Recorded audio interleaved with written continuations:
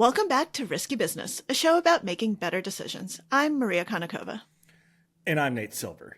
Today on the show, we have an old friend of mine whom I've known for over a decade, Nick Thompson. So he is currently joining us from the New York City offices of The Atlantic, where he is the CEO. So if you hear any background noise, this is Soho, this is New York, there's stuff going on. And Nick has a lot of things going on. He is also the editor-in-chief, former editor-in-chief of Wired, and wrote a book called The Hawk and the Dove about the Cold War era. It's absolutely phenomenal. You should check it out. But to me, he will always be my editor at The New Yorker, which is how I first met Nick. And he wasn't just my editor. He actually ran The New Yorker's website. And now we have him on because he has a new book coming out. I think the most personal book he's ever written, The Running Ground. And the book is out now. You should all absolutely read it. Nick, welcome to Risky Business. Nate and I are so happy to have you here. Thank you, Maria. I was actually just trying to figure out when exactly we met by looking at my old emails, but unfortunately, it appears as though there are 800 of them that I've just gone through, and now we're at 900. This is what editing is like. For people who want a behind-the-scenes look at the editing life, Nick and I have probably over 1,000 emails between the two of us over the years. All right, here we go. Wait, we got it. Your new science and technology website. Dear Nick, Amelia Lester told me you're looking to hire someone to head up a new science and technology section for the New Yorker's website. September 28th, 2012. So we are looking at 13 years and almost a month. Wow, that is incredible. Well, it's so good to be reunited here. And I forgot the most important thing of your intro, since your book is about running. You are the holder of the American record for the 50K ultramarathon for men 40 to 45, which is pretty fucking amazing, if I may say so. All right, now we can start the interview. So I actually want to start not with running, but with your dad. Your relationship with your dad is a major part of the book, and I'd love to hear you talk about that a bit. Maybe one way that we can transition is kind of the thread of, genetics versus not, because in running, like, genes are huge. You write about VO2 max, you write about something that one of my good friends, who you also know, David Epstein, has written about before. And we know that it's so intermeshed, right? The psychology of it all, the genetics of it all, what your brain can get your body to do, despite everything. And behind it all, you have your dad, Scott Thompson, who was a runner and who's the one who actually got you introduced to running. And there's this beautiful, very poignant moment of little Nick waiting at the marathon lines to give his dad some new shoes and orange juice, right? Orange juice, yeah. Orange juice.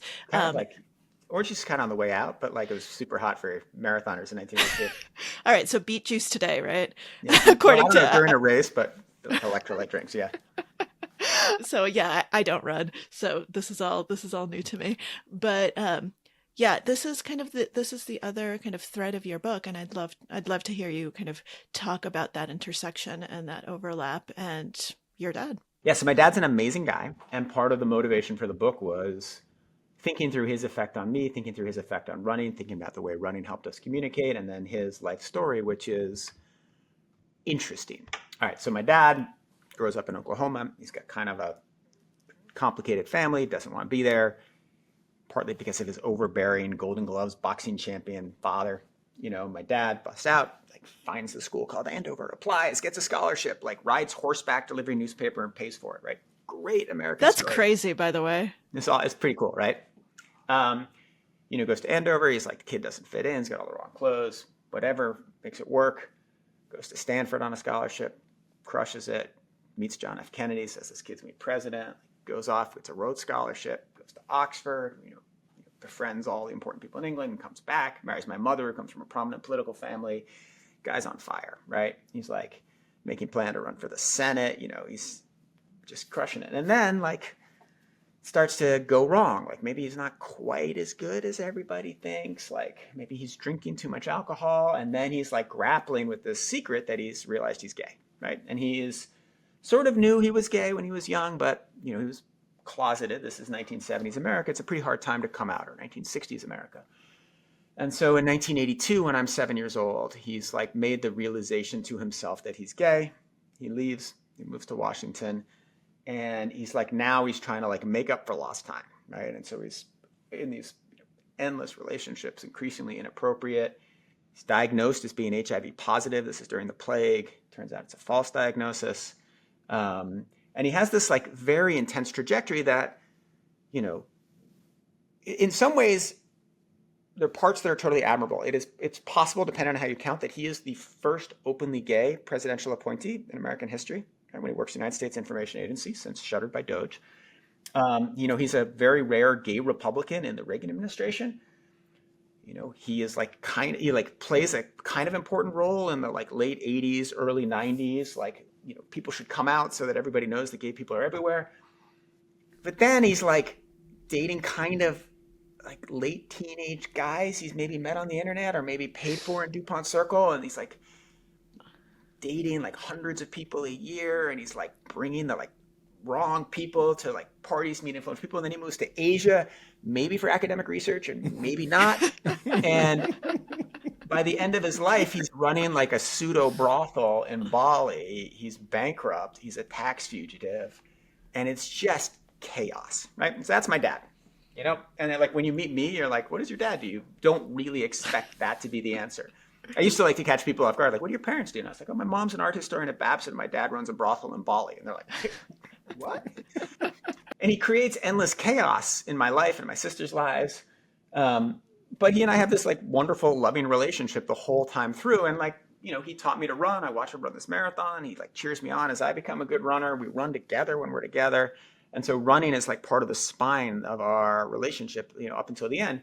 And then it doesn't escape my attention that, you know, when he dies in 2017, just when I started as the editor of Wired, it is like soon after that I become a much better runner. And there's something about processing his death that also plays a role in my evolution from like pretty good runner to very good runner. Does your need for, well, now I'm psychoanalyzing. Go for it, Nate. Go for it, Nate. Does your need for like, or I don't know, I'm presuming a need, right? Does the discipline that you apply in your running and maybe in other parts of your life, right? I mean, is that out of a concern that if you aren't disciplined, then things could spiral out of control like it did for your dad? That's definitely part of it. I mean, that is a very conscious. My sister and I once took this, we were driving together and we're in this U-Haul, like moving stuff from his house from one place to another. And we had this conversation where like we both admitted to the other that our biggest fear in life, and this goes back to Maria's question, was that like something about our genetic inheritance and having him as a father fated us to become just like crazy chaos agents. And like, until like, I do very much have a sense that if I lose discipline, I face the risk of, I mean, I'm very like him. Like I kind of look like him. I kind of act like him, right? I had this crazy experience. It was like 2 years ago. I'm in this restaurant in San Francisco and I'm with one of my dad's old friends. He's like roommate from college, and another guy from the Stanford class in 1963 walks in. And so my dining friend goes up to the other guy and goes, hey, this kid here, the guy I'm having lunch with, is the son of one of your old classmates. Who do you think it is? And he looks at me and goes, oh, that's Scotty Thompson's son, right? And, you know, knowing that I like 50% of my DNA is his, I was raised by him, influenced by him, right? Like he like embedded his ambitions into me. Yeah, obviously I'm like terrified of going off the rails. Yeah, I mean, it was very interesting to me that, you know, you did follow in your dad's footsteps, even though when you were a kid, like that couldn't have been easy. But then you went to Andover, you went to Stanford, right? True. Like you did all of you applied for the Rhodes, you Yep. did not get it, True. but that you got everything else. So I think you're okay. You got and then even that when I didn't get, I still like I did what he did Yeah. without even really knowing like what he had done. He had gotten a Rhodes and like gone to Ghana. What did I do after I graduated from college? Like I didn't really intend this. I ended up in Ghana. Like he got arrested in Ghana. I got kidnapped in Morocco, right? Like we had like all these similarities. I was like trying to be like the guy. So, you know, there was one like little throwaway moment in your book where you like you said that you were also afraid that you might be gay. Like you asked him if he ever thought, but you said this while you were in college, right? And I was like, but don't you know, Nick? Like it was like, Okay, here's a question for you, Maria. yeah. Do you think that was an additive part of the book? Yes, in the sense that I think that it shows psychologically that, you have all of these things because your dad didn't come out until much later in life, and he seemed to really love your mom at some point, and like had 3 kids and all of these things. So it seemed like it might have actually been a legitimate concern. And there's also kind of the threat of alcoholism, because your grandfather, right, was an alcoholic, and then your dad kind of became an alcoholic. And so yes, I think it was additive, but let's go a little bit further and say, it was very interesting to me. And I think part of why you might be like, you have all of these kind of thoughts, it could be me right there, but for the grace of God, go I, is that your dad was brilliant, right? A remarkably smart man. And you had his diaries that you went through, and the awareness of what alcoholism did to his father should have stopped it, and he intellectually realized that he should have stopped drinking, and he didn't, and he couldn't. And the fact that he was so smart and also disciplined in a lot of ways, and yet couldn't kind of conceptually and intellectually grasped all of this, and yet on a purely kind of emotional day-to-day life basis couldn't follow through. I think if that were my dad, that would terrify me. Yeah. So I asked you whether you thought it was additive because I had this funny back and forth there. I had a friend of mine who's gay who read like 6 versions of the book, who didn't need to, but who just like, who's a great editor. And I kept taking that little bit out. I'm not sure why. I was like, kind of like, oh, it doesn't fit narratively. So the little bit is, I write that, I worried I would become gay. And I asked my father, because my father had perfect gaydar and had been able to identify all of my friends like a couple years before they came out. And I'd be like, that guy's gay, that guy's gay, that guy's gay. And I'd be like, yeah, whatever. Like, they're not. And then they'd be like, whoop, they'd come out. He identified that my girlfriend was gay before she came out, right? So at one point I'm like, Dad, did you ever think I would be gay? And of course I was asking because like, what do I know, right? He didn't realize he was gay until whenever. And he's like, no, like when you were 10, I saw you like watching the babysitter get like in her bathing suit. I was like, okay. And like, I put that in one draft and then I kept taking it out. And the editor kept saying, you have to put that in. So I left it in, and I'm glad you think it's additive. But I did like have a sense that, the things that like his genetics would be my genetics, and that would be one of them, despite all contrary evidence. Like there's no evidence. Like I'm chasing women all over, like totally unsuccessfully, right? Through like from the time I'm very little through, this time in college. And the alcohol too, right? I definitely worry that at some point alcoholism will come for me. And I'm very, very careful and very disciplined about that. I'm, now almost never drink. So, dealing with the burdens and having observed my father so carefully and having seen these things come to him. And then what you say about the diaries is so interesting because he's so perceptive and smart. And there are things he notices. My sister and I often joke, like she'll walk into a room, right? And she'll like, within like 10 minutes, like be able to like sort of like see into everybody's soul and figure everything out. But she also, she's like feels things so intensely. And I'm like sort of very like resilient and like more stuff can like hit me. And when I'm like 2 and she's 3, he writes in his diary, like everything would be better if we could get Nikki to feel a little more and Phyllis to feel a little less, right? Like these insights into like who become, he writes this letter to me when I'm 21 that I didn't reread until I was like 49. And I was like, holy cow, like he saw through my whole 20s and like all the sort of the problems that befell me in my 20s.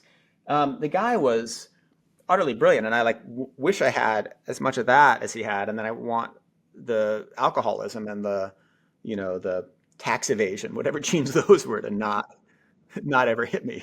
Yeah, it's always a mixed bag. Yeah. Parents, children, always a mixed bag. True. I want to hear the origin story, as you know I always do, about this book, and about how did you come to wanting to write about something so personal, which is not the type of writing you normally do, and is certainly not the kind of book that your last book was, even though you did have a personal connection to it. Yeah, so I had this very strange thing happen in my 40s. So I was a pretty good runner in my 20s and 30s. And when I was 30 years old, I ran a 2:43 marathon, which is excellent. I got sick. I got thyroid cancer. It took me 2 years. I came back. I ran 243 again.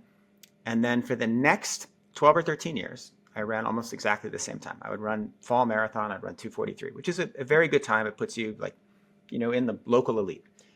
And then in my mid 40s, I went much faster and I ran a 229, which suddenly put me in a whole new category.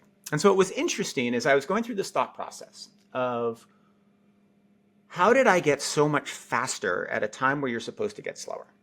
And like, as my body is clearly decaying, how did I make this improvement? Because it's not like I didn't train hard in my 30s, right? It's not like I didn't focus. It's not like I didn't read books. It's not like I didn't eat kale, right? Like I worked really hard. I just didn't go as fast. And then one day I was running across the Brooklyn Bridge and I had this like mental breakthrough. It's very rare to have like I feel like usually ideas come in like waves and parts, but it was like literally hit me like a thunderbolt. I was like, oh my God, I didn't go faster because I didn't realize that I could be faster than I had been before I got sick. Like I was psychologically blocked from like going faster than 243 because that's how fast I had run before I got sick. And then that realization made me realize, well, what makes you go fast and makes you go slow is buried really deep inside of you. And that is a profound revelation for all kinds of things in life. And so that led me to think about my father and the role that he played and maybe want to investigate these other runners. But it was this realization that the speed at which one can propel oneself through space is highly dependent on these very deep buried psychological factors. Made me think, there's a book here. So I have, we love data here on Risky Business and data when you're using, when you're making decisions. And that's kind of what you've been talking about. But something that I found really interesting in your book is that some of the decisions you make seem to be very subjective in a certain way. And what I'm talking about specifically, and this is something that, as I think about risk, and is something that was kind of scary for me, which is the way that you describe trying to subjectively figure out health-wise, like, am I about to hurt myself, right? Or not? Like, do I want to push through, or am I about to like cause irreparable damage to, one of my muscles, one of my, bones, like whatever it may be. You had ridiculous cramps at some point, like, right? Am I going to be hypothermic? Like what's going to happen to me? How do you actually calculate? Because to me, like the risk of mortgaging your health and like doing something that's really, really scary for your body feels very daunting. And I would always err on the side of, if you think you're about to be hurt, stop. And you start the book, with your cancer diagnosis and kind of this really, really monumental, I think, moment in your life where you thought you were going to die and you ended up surviving. So in my mind, if that were me, I'd be like, wow, like health is something that's crucially important. And yet, right, you're able to kind of push yourself through these limits. And it's not like you have a doctor monitoring you by your side being like, okay, Nick, you're okay to keep going. You have to trust yourself and be like, okay, I'm okay to keep going versus no, I need to stop. How does that work? How does that risk calculus play out in your mind? And then also, can we like go broader than running then? How does that kind of thinking play out in your day-to-day life? Super interesting. So I do have this belief that you want, like, there's a line, right? And it's a very hard line to find, but you go up as close to the line as you can get, and you're making yourself stronger. And then you get on the other side and you're making yourself weaker, right? And it's a little bit like, how hard should you work, right? At like what point does hard work become negative, right? As what time does Maria staying up so late, I don't know, preparing for this poker tournament that she'll perform less well, right? Or like, the amount of, there's a point where extra effort has negative returns, right? And the same is true in running, where if because you're basically breaking your body, rebuilding your body rebuilds a little bit stronger. And as you do that, you're able to take on more load, right? And so you run the 5K a little bit faster, it makes you a little bit stronger. You train 30 miles, not 27 miles the next week. It makes you a little stronger, more capable of going 33. And you're just trying to like get further and further and further. And like, as you increase the exertion, you increase the exertion that you can do the next time. And so then the question is, when do you like cross over? And so that comes up in training, right? Where you start to feel right? You start to like, right now I have like a little, something feels a little weird in the top of my right knee, right? And I know it's like coming inflammation, but I have the New York City Marathon in 2 weeks, right? So you're taking this trade-off. It's not soreness, it's injury. And how do I balance that with my training, and how do you balance that with your goals? And a lot of what you're trying to do when you train this hard is cultivate awareness about what is your body getting stronger, what is good fatigue, and what is like actual pre-injury fatigue. And so that's one element of it. And that's like the only way you can really tell is cultivating body awareness. That's partly why I don't listen to music when I run, right? Because you listen to music and you lose a little bit of that awareness and a little bit of that memory and a little bit of that knowledge. It gets harder in a race, right? Because now you're out in the mountains and something's wrong, right? And so then you have a different calculus. And so this was the hardest time this ever happened to me. It was the first time I ran my first 50 miler. And I go out there and I'm like all psyched to optimize. I've done my whole thing. I've made my split charts. Everything's set. And then there's like, it snows, right? And I brought these like shoes that are like great for running on like nice, rocky roads, but are terrible for snow. Mile 32, I slip. I'm trying to like eat a goo. I'm like, now something is wrong, right? And so the next 5 miles, I'm trying to calculate, am I injured or am I just tired? And it's so hard to tell. And you're cold. You're like near hypothermic at that point. I remember pulling off into this tent and they're giving me like hot soup and I'm trying to figure out, do I keep forward? Do I drop out? I ended up dropping out. And, after I dropped out, I was like, what a wimp. Like what a terrible decision, right? Like, and then, I tried to run a few days after I got back. I was like, God, I'm going to like make up for this. And I was like, oh, something's wrong. I went and saw a doctor. Like, yeah, you're like inches from ripping your Achilles. So it's probably the right decision. It's hard stuff. You don't listen to music? Do you listen to podcasts? Or I love it, Nate. Do you listen to Risky Business while you're running, Nick? So most of my miles, I'm like running to work, right? I run to the office, I run home from the office, and I'm running like 9 minutes a mile, right? Like I'm just jogging down Canal Street, right? And then I listen to Risky Business. I'm listening to all kinds of podcasts. I'm listening to audiobooks. It's great. It's super efficient. But if I'm out and I'm training, so I'm training 3 days or 4 days a week, and I'm just like hobby jogging 3 or 4 days a week, right? And when I'm hobby jogging, I'm listening to podcasts or whatever. When I'm like training, I'm not. That makes sense. is it safe to assume that like once you get to a certain level of performance or aspiration of performance for running, then 98% of your life has to be not oriented toward that, but like, obviously diet, sleep, booze, drugs, other health decisions that you're making, right? It starts to become fairly comprehensive as far as like day-to-day decisions you're making. Is that fair, or is there like a little bit more slack than one might assume? And is that a good thing or a bad thing?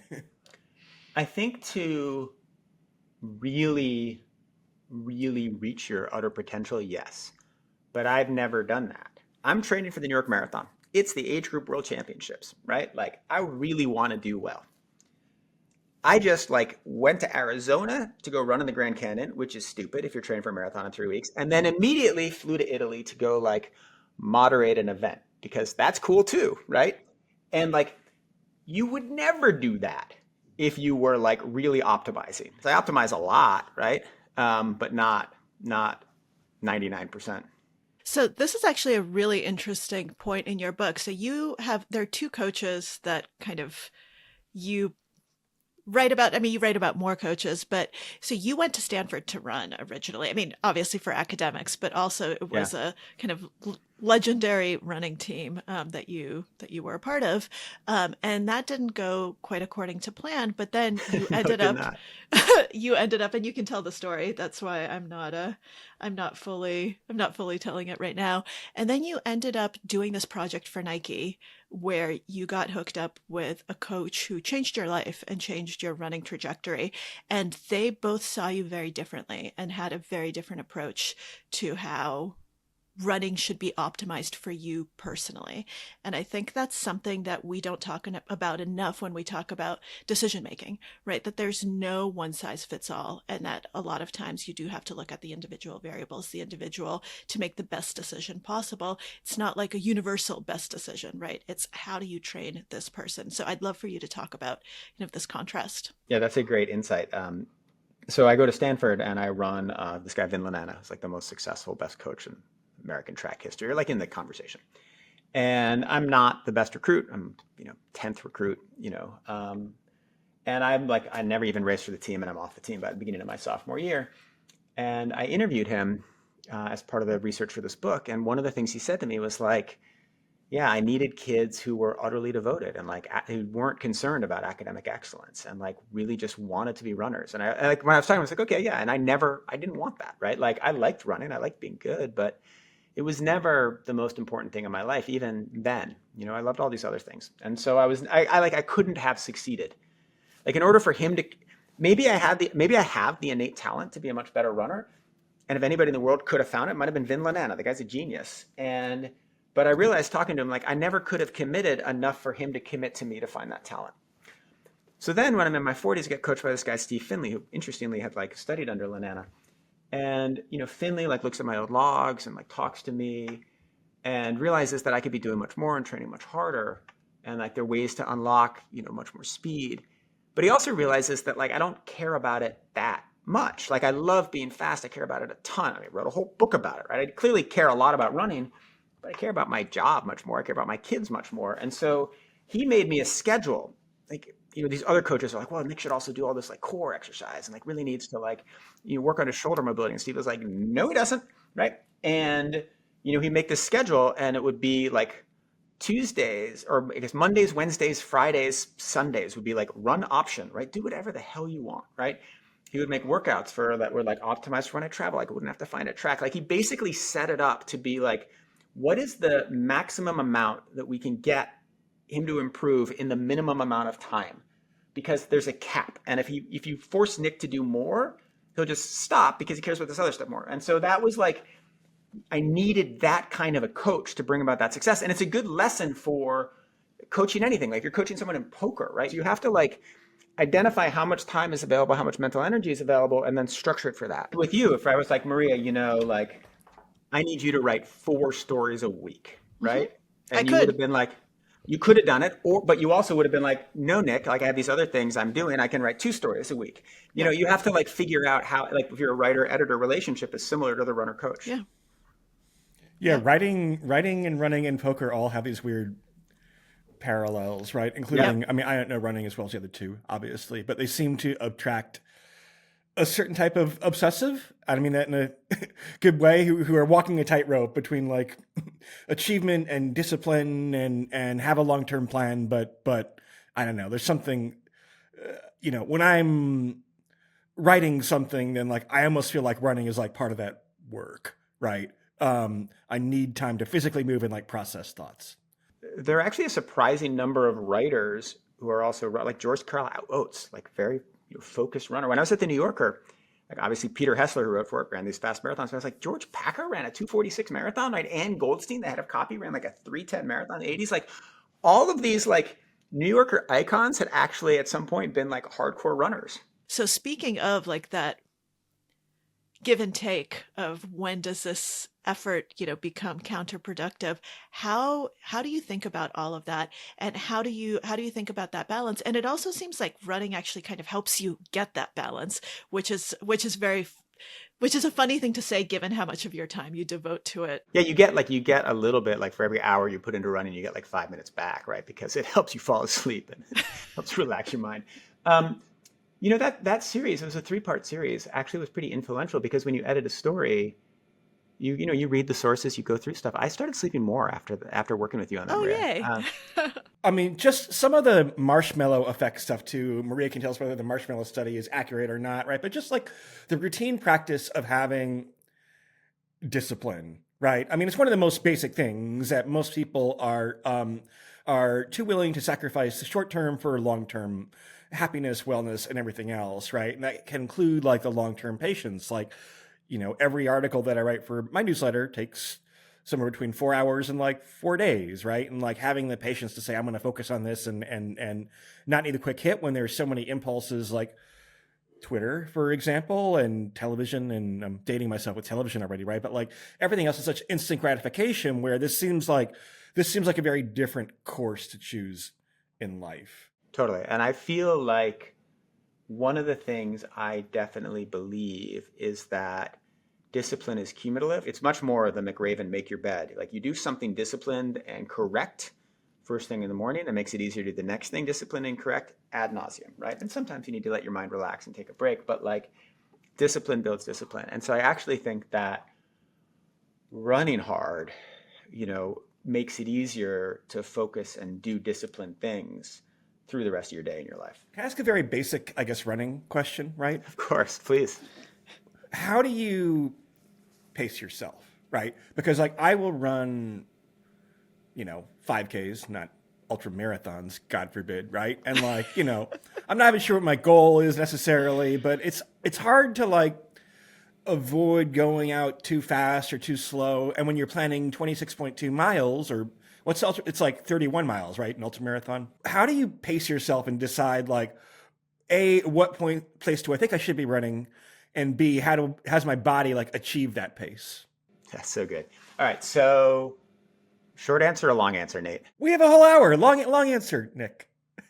As you get older, one of the advantages of getting older is you have all this data on yourself, right? And so you know how you've run in previous races, you know all the workouts you did before those races, and you know how those workouts, project to future races, or like I do. And so before I begin a marathon, I have a general sense of how fit I am compared to previous marathons. So then I make a goal. So this would be a marathon, a 50K, or a 50 miler. And I project out either what I think I'm capable of, or I project out what is my goal. Like I want to break a record, I want to set a world leading time, whatever it is. And then I work backwards and I make a plan for the race. And so the last race I ran and really cared about was the Lake Warramog 50 miler, right? And I wanted to run the American record for my age group, which meant running basically 640s or 638s per mile for 50 miles. And so I then kind of projected, can I possibly do this based on my workouts, based on what I've done before? Okay, made a plan. And so I made a plan for every mile, like what I would run, what I would plan to run. So then while I'm running, I'm measuring three things. I'm measuring my splits. So am I running 638 pace, or if my plan is to start at 645 and drop to 632, am I running the pace that I have planned and projected and think I can do based on data inputs that I have? That's input number one, right? Second input, what is my heart rate, right? And so heart rate is super important. If you measure it on your wrist, it's a useless indicator because there's too much noise, right? There's bone, your hand moves. You have to measure it on your arm. Everybody screws this up, all the runners do. You got to put it on your chest or your arm, right? Once you do that, you get accurate readings on your heart rate. So then you've got a second data signal, and then that can override. And so if my heart rate is above X and I'm running a certain pace, I know I can't sustain it for 50 miles or 26.2. So that's input number two. And then input number three is feel, right? And so I know how I should feel at a certain point in a race. And so then that can override heart rate or pace. And so then as you run in an optimal ideal scenario, everything is working as planned. So in that Lake Warramog race, I'm running 635s. My heart rate is like, basically, let's say it's 125 in the first 20 miles, and I feel nothing, right? And if I can sustain that, then I'm in good shape. Then what happens is as the race progresses, you lose your brain, right? You can no longer think. You can no longer trust yourself. You start to make bad decisions, and you start to go too quickly or you start to go too slowly. But the goal is to be able to hold off and make good decisions as long as you can about how you pace yourself based on all of those inputs. Also, I should add, you have to look very carefully at the weather. You have to look very carefully at the wind, and you have to think about are you going to be able to run in a group of runners, and how does that affect your pace? So that's a kind of complicated answer. Is that how you do your 5Ks, Nate? No, no, but what's frustrating is I find sometimes, I had a lot left in the tank today. I've gotten good at running exactly that distance, right? The other day, my partner and I were trying to run a little bit longer, and at exactly 3.13 miles, right? Then I hit a wall pretty much, right? And so I think you're applying a lot more precision. Is your goal, let's say you're running a marathon for simplicity's sake, should you feel totally wiped out at the end? Is that a proof that you optimally targeted the right amount of effort and pace, or do you want to feel still able to walk around and not totally beat up? You do want to feel wiped out, but you don't want to feel like you're wiped out until the very last step. Because if you, like most people who feel wiped out at the end of a marathon, push too hard early, and so then they've crushed themselves, and the last 5 miles, 3 miles, 10 miles are a death march, and you're going to run a terrible race. And so feeling wiped out is like necessary but not sufficient for having run your optimal pace. But like your optimal pace is you actually feel like I think of it as you have 100 pennies in your pocket, right? And you're spending them through the race, and the last foot you spend the last quarter mile you spend the last one. You often will spend all 100 pennies by mile 21, and then it's just hell. Let me ask a question for our people who are not hardcore runners, but maybe more casual runners. What's your favorite place to run in or around New York City? Well, Prospect Park is amazing, right? I love it. There's also a loop I love to do where, I run out to the Verrazano. You run out on the boardwalk under the Verrazano. You run out on the boardwalk in Coney Island. You come back on Ocean Avenue. Obviously, that's a long run for people, but that's cool. I do think that like along the Brooklyn Navy Yard is a really good spot. I love the bridges, right? Like a lot of wear and tear on your knees going back and forth across the bridges. But, running across like Williamsburg and back on Brooklyn is awesome in the morning before it gets too crowded. So we have a few more like serious questions, but since Nate asked this, I'm going to give you just a lightning round of very quick questions about running for people who care about that. All right. Best time of day to run?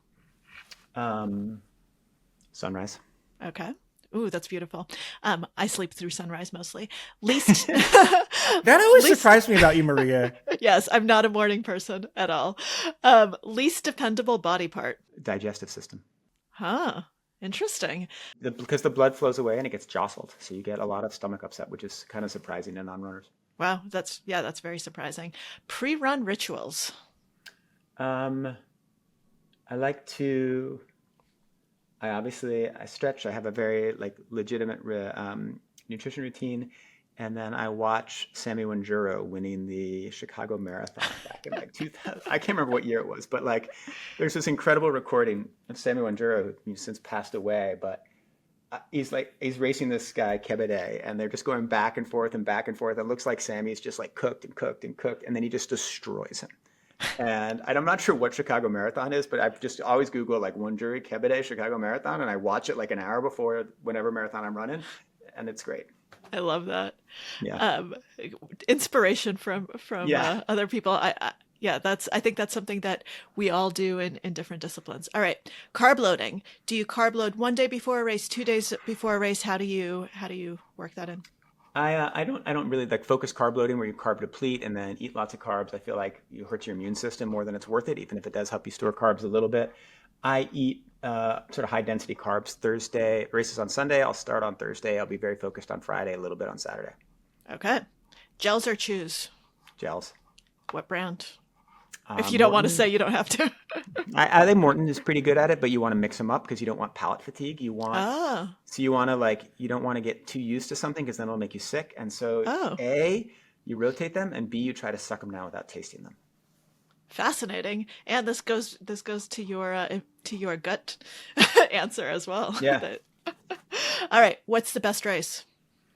New York City Marathon. Okay. What about the Northeast Harbor Road Race?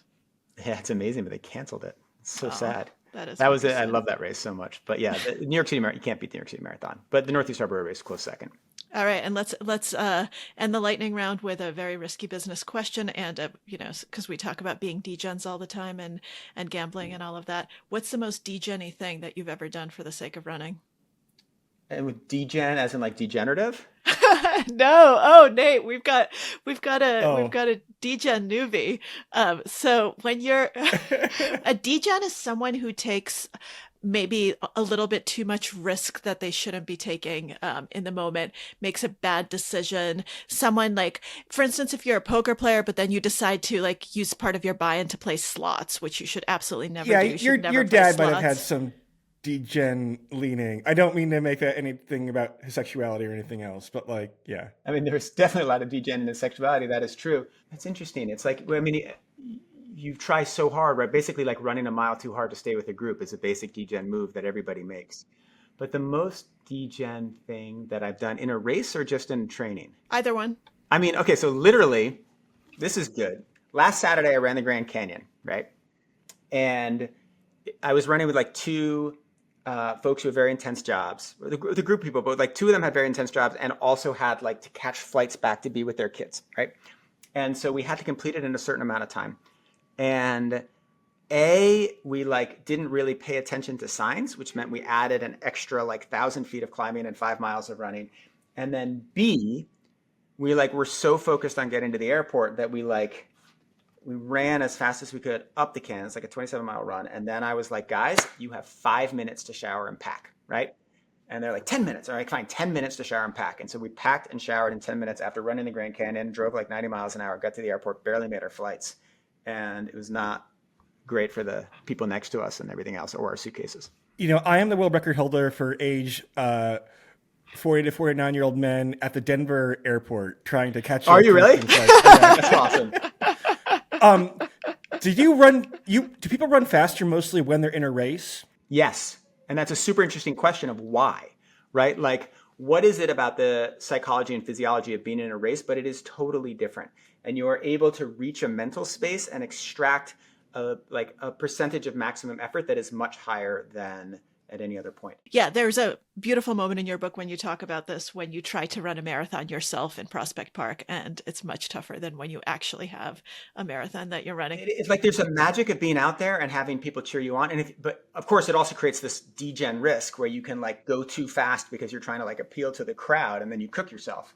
But it's very different, like running by yourself, running with one person, running with a group, running a race. You run totally different speeds. What's your goal for this marathon this year, Nick? This is the weirdest buildup I've ever had because I've had 2 little injuries. I've had this weird thing that happened last week, but I would love to be able to run 2:43.37, which would be 1 second faster than I ran in 2007, which was when I ran 13 seconds faster than when I got sick. All right. Well, that is a very good goal, and I think a really lovely note on which to end this. Oh, it's so much fun. You guys, it's so interesting because you have such interesting ways into this from your like poker thinking writing backgrounds. We should go on for hours, but unfortunately, you have a magazine to run. Nick, thank you so much for joining us once again. The book is The Running Ground. It is wonderful. You guys should all buy a copy. And Nick, you should return to editing and be my editor again. Thank you very much Maria, for coming. You should send me another 900-page story memo. Thank you so much for having me on, Maria. Thank you, Nate.